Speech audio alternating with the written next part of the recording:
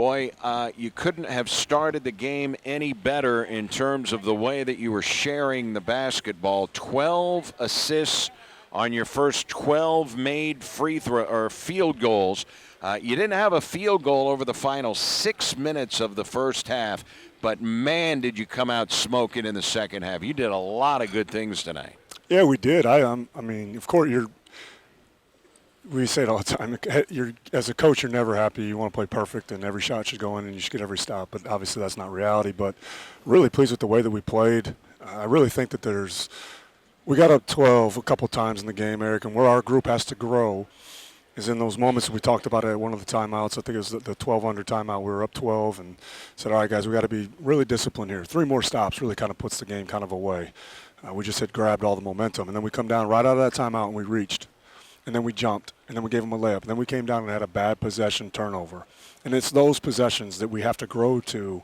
And again, it's still early in the season somewhat, but as we move on and with this group, we can do those things. And if we do those things, then we can be really, really hard to beat in this building. Boy, Teddy Washington, what a game. He tied his career high with 28 points. He had 28 in the Kansas City game, but also it's 10 rebounds for Teddy Washington tonight.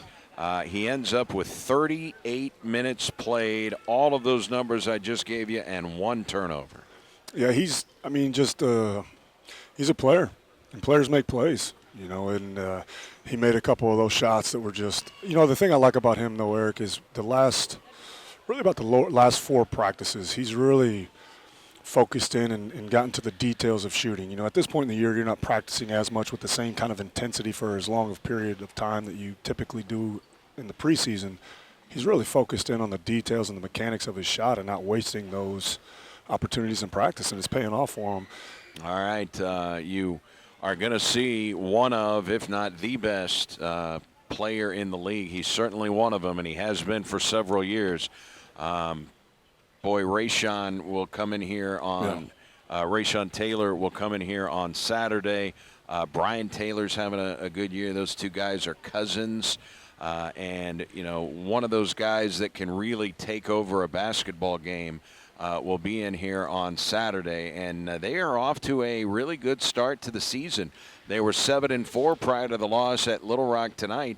And there are going to be a lot of teams that go to Little Rock and lose. So this is, one of the better teams in the league coming in here on Saturday. It is, and we have to take advantage of the momentum that we built for ourselves today and parlay that into Saturday afternoon. So they do. Dynamic player. Rayshon's been there for 6 years now, I think it is.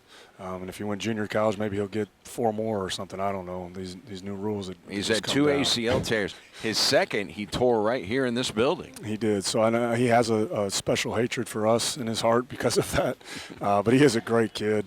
He's a very, very good player. We cannot allow him to get hot because he can, as you mentioned, Eric. He can get hot and carry that team to victory. But they're playing a lot more freer offensively. Coach Baroni's always been a tough defensive-minded type guy. Tom Crean disciple player, so a lot of lineage there with his father, and so a lot of respect for Edwardsville. But the thing of it is our team has to beat their team, and by doing that, Rayshon has to get a lot of different looks. It's not going to be just B.J. Ward. It's not going to just be Teddy Washington. There's going to be a lot of guys that are going to have to get that assignment and make him. It's one of those. You've heard it before, Eric. If he gets 20 points, he's got to take 20 shots, and that's got to be our mindset. All right. So what was the message? What was the message to your team after this one? Pretty much just, really pleased. You don't give any wins back. You better be excited that you win. And we played well. We should feel good about playing well.